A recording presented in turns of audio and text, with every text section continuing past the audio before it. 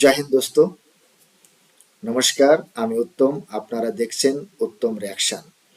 আজ আমি Sajjad Kadir and legend YouTube চ্যানেলের একটি ভিডিও নিয়ে আপনাদের মাঝে হাজির হয়েছি। আর আজকের ভিডিও টাইটেল হচ্ছে ভারতীয় সেনাবাহিনী আরও কাছাকাছি। বন্ধুরা, গত 5 আগস্টের পর থেকে অনাবরত ভারতকে চ্যালেঞ্জ দিয়ে যাচ্ছে নুনুজ। ভারতের সেভেন সিস্টার কেটে দেওয়ার হুমকি পর্যন্ত দেওয়া হয়েছে নুনুসের পক্ষ থেকে। ভারতের চোখে চোখ রেখে কথা হবে, অনেক পিঠ দেখিয়েছি আর পিঠ দেখাবো না, এই ধরনের মন্তব্য আমার প্রতিবেশী রাষ্ট্র বাংলাদেশের বিডিআর থেকে এসেছিল। এবং চিকেন নেক আর চিকেন নেক থাকবে না। ফারাক্কার বাঁধের সামনে বাদ দিয়ে ভারতকে দেখিয়ে দেব চীন আর ভারতকে ছাড়বে না। চীন বাংলাদেশের হয়ে যুদ্ধ করবে ভারতের সাথে। আসাম, ত্রিপুরা, বিহার, ঝাড়খণ্ড, উড়িষ্যা ও পশ্চিমবঙ্গ নিয়ে কি একটা বাংলা তৈরি করার স্বপ্ন দেখছে আমার প্রতিবেশী যে সমস্ত চাচাতো ভাইয়েরা রয়েছে তারা। আমার প্রতিবেশী চাচাতো ভাইরা আমাদের ভারতীয় প্রোডাক্ট বয়কট করেছিল, আমাদের অর্থনীতি ধ্বংস করার হুমকি দিয়েছিল। মাত্র 4 ঘন্টায় আমাদের কলকাতা পর্যন্ত দখল হয়ে গিয়েছিল। অনেক কিছু দেখার পরে সবথেকে যেটা চোখে পড়েছে সেটা হলো পাকিস্তানি আনাগোনা। পাকিস্তানি মন্ত্রী থেকে আর্মির আনাগোনা প্রচুর পরিমাণে বাংলাদেশে বেড়ে গিয়েছে। কারণ বাংলাদেশে বর্তমান পাকিস্তানির যে বীজ 1971 সালে ছেড়ে গিয়েছিল, সেই বীজ এখন মাথা চাড়া দিয়ে উঠেছে। তারাই এখন বাংলাদেশের কর্ণধার। বাংলাদেশে পাকিস্তানি আইএসআই সক্রিয় হয়ে আছে। আমরা বুঝতে পেরেছি বাংলাদেশের নুনুস পাকিস্তানের সাথে মিলে ভারতের ক্ষতি করার চেষ্টা করছে। ভারত তার সম্পূর্ণ শক্তি নিয়ে তৈরি আছে। বাংলাদেশের চাচাতো ভাইরা শুনে রাখুন, বাংলাদেশ যদি ভারতের দিকে চোখ তুলে তাকায়, ভারতের ক্ষতি করার চেষ্টা করে এবং পাকিস্তানের সাথে মিলে ভারতের চিকেন নেক কেটে দেওয়ার যদি কোনো রকম পায়তাড়া করে বা ভারতের ভিতরে বাংলাদেশের থেকে এসে ভারতের ভিতরে যদি কোনো রকম কোনো অশান্তি সৃষ্টির চেষ্টা করে, তাহলে বাংলাদেশ আর বাংলাদেশ থাকবে না।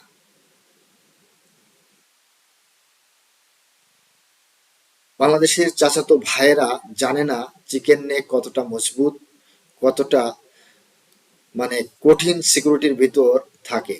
ভারতের সবচেয়ে বেশি শক্তি চিকেন নেকে। ভারত অপেক্ষায় আছে কখন বাংলাদেশের থেকে একটা ভুল হবে বা বাংলাদেশ একটা ভুল করে বসবে। একটা ভুলের মাসুল বাংলাদেশকে তার সার্বভৌমত্ব হারিয়ে দিতে হতে পারে। বাংলাদেশ একটা কিছু করলে ভারত হামলা করবে বাংলাদেশের উপর। বাংলাদেশ হবে ভারতের আরেকটি রাজ্য। বাংলাদেশের নুনুস চীন সফরে গিয়ে বলেছিল ভারতের সেভেন সিস্টার ল্যান্ডলক রাজ্য। হ্যাঁ, ভারতের সেভেন সিস্টার ল্যান্ডলক রাজ্য। তো তাতে কি হয়েছে? তাতে কি কোনো সমস্যা?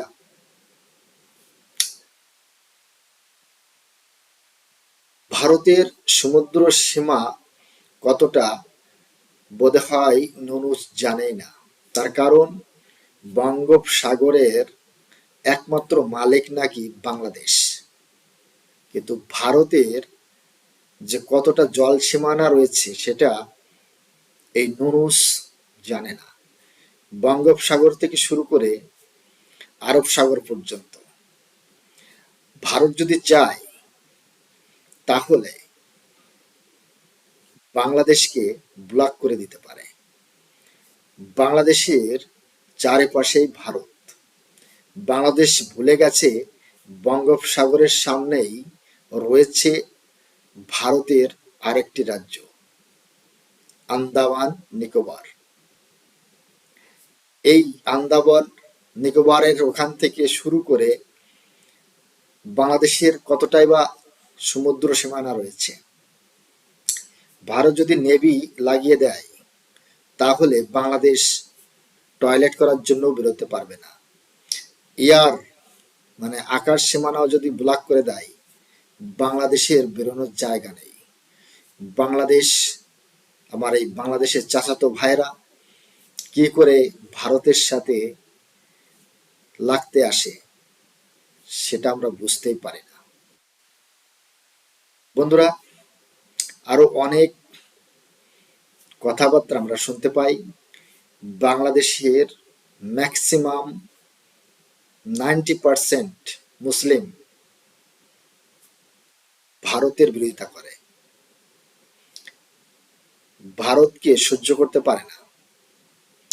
কিন্তু এরা ভুলে গেছে বর্তমান সময় আমাদের ভারতবর্ষে কংগ্রেস সরকার নয়, মোদীর সরকার চলছে, এনডিএ সরকার চলছে।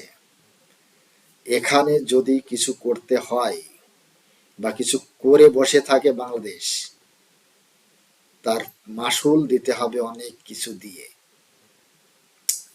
তো বন্ধুরা, আমরা জানতে পেরেছি বা সোশ্যাল মিডিয়াতে কিছু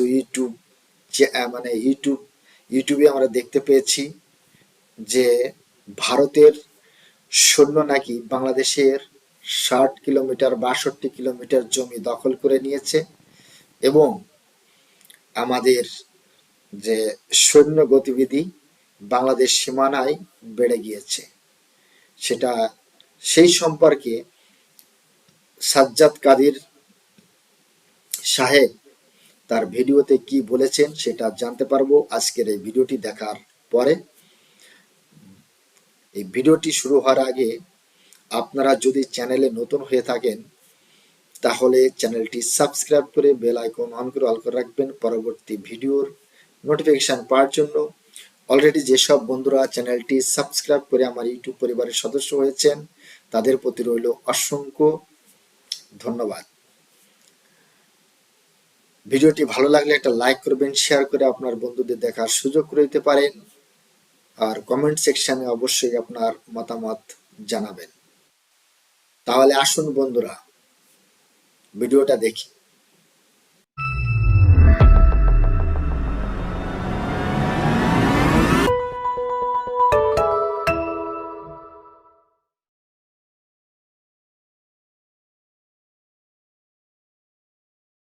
প্রিয় দর্শক, সাজ্জাদ কাদিরের প্রীতি নিন, শুভেচ্ছা নিন। এই মুহূর্তে আপনাদের সামনে কথা বলবো উদ্বেগ উৎকণ্ঠা প্রসঙ্গে। শিরোনামটা যদি এভাবে বলি যে বাংলাদেশের আরো কাছাকাছি চলে এলো ভারতীয় সেনাবাহিনী। এভাবেই আলাপটা করতে চায় যে বাংলাদেশ গত 15 মাসে আভ্যন্তরীণভাবে খুব করুণ অবস্থার মধ্য দিয়ে আছে এবং শুধু তাই নয়, নিরাপত্তা থ্রেটে পড়ে গেছে দারুণভাবে। বাংলাদেশে পাকিস্তানিদের লাফঝাপ, পাকিস্তান আইএসআই লাফঝাপ, পাকিস্তান জঙ্গি গোষ্ঠীর লাফঝাপ, এই লাফঝাপ এবং ভারতকে উস্কানি দেওয়া, এই সব কিছু মিলিয়ে ভারত কিন্তু ব্যাপক প্রস্তুতি, চারিদিকে শোরগোল পড়ে গেছে। এগুলো বলি বা বলছি হয়তো অনেকে মনে করতে পারেন বা মনে করেন, যারা যারা খোঁজ খবর রাখেন তারা জানেন, কিন্তু যারা খোঁজ খবর রাখেন না তারা মনে করেন যে রূপকথার গল্প নয়। আমি যে কথাগুলো বলছি যে এই কথাগুলো সত্য কথা। ভারতীয় সেনাবাহিনী আরো কাছাকাছি কিভাবে এলো? সম্প্রতি খবর পাওয়া গেল যে ভারতের উত্তর দিনাজপুরের চোপড়া এবং আসামের ধুবড়িতে ভারতীয় সেনাবাহিনীর নতুন আরো দুটি, যেগুলো চিকেন নেক থেকে খুব কাছাকাছি, চিকেন নেকটা এই মুহূর্তে খুব আলোচিত, চিকেন নেক থেকে কাছাকাছি দুটো স্থানে ভারতীয় সেনাবাহিনীর সেনা ঘাঁটি স্থাপন করা হলো। এগুলোর প্রমাণ আপনি যদি ভারতীয় সেনাবাহিনীর ইস্টার্ন কমান্ডের সোশ্যাল মিডিয়া পেজে যান, তাহলে ইস্টার্ন কমান্ডের যে commander lieutenant general R C. Tiwari, তিনি গতকালকে বৃহস্পতিবার এই দুই বেস ক্যাম্প পরিদর্শন করেছেন। এই দুটো বেস ক্যাম্পের সঙ্গে আরো একটি বেস ক্যাম্প আছে, যদিও সেটি বাংলাদেশ সীমান্তের সাথে সেই রাজ্যটি নয়, বিহারের কিষানগঞ্জে। বিহারের কিষানগঞ্জ আর্মি বেস ক্যাম্পটাও চিকেন নেক থেকে খুব বেশি দূরে নয়। কিষানগঞ্জের দূরত্ব 152 থেকে 180 কিলোমিটারের মধ্যে। আসামের ধুবড়ির দূরত্ব 222 থেকে 240 কিলোমিটারের মধ্যে। আর উত্তর দিনাজপুরের চোপড়ার দূরত্ব মাত্র 52 কিলোমিটারের মধ্যে। এইরকম ডিস্টেন্সে ইন্ডিয়ান আর্মির নতুন নতুন বেস ক্যাম্প হচ্ছে। এই খবরগুলো সোশ্যাল মিডিয়াতে তো এসছে। ভারতীয় ইংরেজি দৈনিক শতবর্ষী পুরনো ডেকান ক্রনিকেল একটা রিপোর্টও করেছে। বিশেষ করে বাংলাদেশ সীমান্তের খুব কাছাকাছি উত্তর দিনাজপুরের চোপড়া ঘাঁটি বৃহস্পতিবার পরিদর্শন করেন ইস্টার্ন কমান্ডের lieutenant general R C. Tiwari. X পোস্টে এবং ফেসবুক পোস্টে লেখা হয়, হ্যাশট্যাগ চোপড়া ডিফেন্স ল্যান্ডে মোতায়েন করা হ্যাশট্যাগ ব্রহ্মস্ত্র কর্পস এর সেনা সদর পরিদর্শন করেছেন lieutenant general R C. Tiwari, army command eastern. তিনি এ সময় সেনাদের সঙ্গে কথাবার্তা বলেন এবং স্বল্প সময়ের মধ্যে ঘাঁটি স্থাপন এবং কার্যক্রম চালানোয় তাদের পেশাদারিত্ব এবং ক্লান্তিহীন প্রচেষ্টার প্রশংসা করেন। উদ্ভূত নিরাপত্তা চ্যালেঞ্জের ক্ষেত্রে তাদেরকে হ্যাশট্যাগ অপারেশনাল প্রস্তুতি এবং সক্রিয় থাকার জন্য সর্বোচ্চ মানদণ্ড বজায় রাখার আহ্বান জানান। এতে আরো বলা হয়, আর্মি কমান্ড ইস্টার্ন এছাড়াও আলোচনা করেন চোপড়া আসনের এমএলএ হামিদুল রহমান ও অন্য বেসামরিক ব্যক্তিবর্গের সঙ্গে।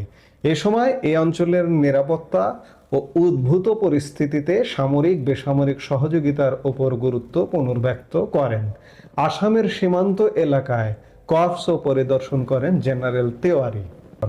এই সফরের সময় ইস্টার্ন আর্মি কমান্ডার আরও পর্যালোচনা করেন সীমান্ত এলাকায় অপারেশনাল প্রস্তুতি এবং অভ্যন্তরীণ নিরাপত্তা পরিস্থিতি। বুঝতেই পারছেন যে চিকেন নেককে কেন্দ্র করে ভারতীয় সেনাবাহিনী চারপাশ দিয়ে ঘিরছে। শুধু তাই নয়, বাংলাদেশ সীমান্ত দিয়েও ঘিরছে। কেন? এতদিন তো এমনটা প্রয়োজন হয়নি, আজকে কেন প্রয়োজন হচ্ছে? আজকে প্রয়োজন হচ্ছে বাংলাদেশে এই মুহূর্তে একটি ভারত বিরোধী সরকার আছে এবং একই সাথে এই সরকারকে পৃষ্ঠপোষকতা করছে এবং এই সরকারকে দিয়ে উস্কানি তৈরি করছে এবং নিজেরা উস্কানি তৈরি করছে পাকিস্তান, যার দরুন ভারত সম্ভাব্য প্রস্তুতি কোন রকমের উস্কানি হলেই একদম ফাটিয়ে দেবে। ভারত তাদের পূর্ব সীমান্তে এত base camp, army base camp কেন করছে? এইসব আর্মি বেস ক্যাম্পের পেছনে টাকা পয়সা খরচ হয় না? খরচ হয়, বাড়তি খরচ করছে। বিশেষ করে বাংলাদেশের পরিবর্তিত পরিস্থিতিতে গত বছরের অগাস্টে বাংলাদেশ সরকার পতনের পর একটি দখলদার সরকার আসবার পরে ভারতের আরো বেশি খরচ হচ্ছে পূর্ব সীমান্তকে কেন্দ্র করে। ভারতের অনেক সীমান্ত আছে, তো সেখানে তো কোনো পয়সা খরচ হয় না। নেপাল সীমান্তে তো কোনো কাঁটাতারের বেড়াও নেই, সেখানে পয়সা খরচও করতে হয় না। সেখানে বিএসএফও কতটুকু আছে সে ব্যাপারেও প্রশ্ন আছে। কিন্তু বাংলাদেশে এত নিরাপত্তা কেন? বাংলাদেশ এবং ওদিকে পশ্চিম সীমান্ত পাকিস্তান, এ দুটোর নিরাপত্তা এখন সমানে সমান করতে হচ্ছে। এটি ভারতের জন্য অবশ্যই বাড়তি চাপ এবং বাড়তি পয়সা খরচের ব্যাপার, বাড়তি বাজেটের ব্যাপার। কারণ 4000 কিলোমিটার ব্যাপী বাংলাদেশ সীমান্ত, এই বাংলাদেশ সীমান্তটাকে গভীর দৃষ্টিতে রাখতে হচ্ছে। ওদিকে পাকিস্তানের সীমান্ত, এই দুটো সীমান্ত, চীন সীমান্ত এখন খানিকটা স্তমিত, খানিকটা শান্ত, কিন্তু বিশেষ করে পশ্চিম সীমান্ত পাকিস্তান এবং পূর্ব সীমান্ত বাংলাদেশ, যারা যে পাকিস্তান এখন এটিকে পূর্ব পাকিস্তান মনে করে, এই দুটো সীমান্তে খুব বেশি জোর দিতে হচ্ছে ভারতের। বিশেষ করে চিকেন নেক নিয়ে ভারত বেশ পেরেশানিতে, কারণ পেরেশানি তৈরি করছে বাংলাদেশ এবং পাকিস্তান মিলিয়ে। সাম্প্রতিক সময়ে বাংলাদেশে পাকিস্তানি সামরিক তৎপরতা এবং বাংলাদেশের সামরিক বাহিনী পাকিস্তানে সবসময় থাকেই, পাকিস্তানে এই যে মুহূর্তে কথা বলছি এখনো আছে। এবং দুদিন পরে আপনারা জানেন যে পাকিস্তান নৌবাহিনী প্রধানও বাংলাদেশে আসছেন, এরকম চলছে। আবার পাকিস্তান থেকে অস্ত্র মাদক এনে ভরিয়ে ফেলানো হয়েছে বাংলাদেশে। গতকালকেও চট্টগ্রাম পোর্টে পাখির খাবারের ঘোষণা দিয়ে মাদক আনা হয়েছে। পাকিস্তান থেকে বাংলাদেশে কি আসতে পারে? এই তুরস্ক থেকে, পাকিস্তান থেকে অস্ত্রের চালান আসছেই। কাজেই বাংলাদেশ অরক্ষিত, মানে একটা জঙ্গলে পরিণত হয়েছে। এই জঙ্গল থেকে যদি কোনো রকমের উস্কানি তৈরি হয়, ভারত সাথে সাথে অ্যাকশনে যাবে। এ কারণেই ভারত বাংলাদেশ সীমান্তের আরো কাছাকাছি এবং ভারতের কৌশলগত ভূমি শিলিগুড়ি করিডোর বা চিকেন নেককে কেন্দ্র করে মিলিটারি বেস ক্যাম্পের সংখ্যা আরো বাড়াচ্ছে এবং শোনা যাচ্ছে এটি নাকি আরো বাড়বে, আরো বিভিন্ন জায়গায় এখানে ছড়িয়ে দেওয়া হবে। কারণ ভারত নিরাপত্তার প্রশ্নে ভারত এতটাই উন্নতির দিকে ধাবিত হচ্ছে, এই উন্নতির জায়গায় যদি কেউ কোনো রকম নিরাপত্তা থ্রেট ক্রিয়েট করে, তাকে ছাড়বে না। পাকিস্তানকে গত মে মাসে দেখিয়ে দিয়েছে। আজকে হয়তো বাংলাদেশকেও নিয়েও ভারত হয়তো অপেক্ষা করছে যে বাংলাদেশ থেকে, বাংলাদেশের দিক থেকে কোনো রকমের কোনো ঘটনা ঘটলে সেটিকেও সাইজ করে দেবে। আমাদের জন্য এগুলো দুর্ভাগ্যজনক। আমরা সত্যিকার অর্থে একটা দুর্ভাগ্যজনক পরিস্থিতির মধ্যে ঢুকে গেছি। এখান থেকে বের হতে হবে, নইলে আমরা প্রতিবেশীরাও পাশাপাশি গায়ে গা লাগিয়ে শান্তিতে বসবাস করতে পারবো না। শান্তির কথা বললাম, আমার এই মুহূর্তে বাংলাদেশের রাষ্ট্র ক্ষমতায় শান্তির নোবেলধারী, কিন্তু অশান্তির আগুনে বাংলাদেশের মানুষকে দাউ দাউ করে পুড়িয়ে মারছে। যাই হোক, ভারতের সেনাবাহিনী আমাদের কাছাকাছি চলে আসছে। এর শেষটা কোথায় আমরা এখনো জানি না, কেউ জানে না, কেউ বলতে পারে না। আমরা নিশ্চয়ই শেষটাও দেখব। এই মুহূর্তে এ পর্যন্তই। সবাই ভালো থাকুন, সুস্থ থাকুন।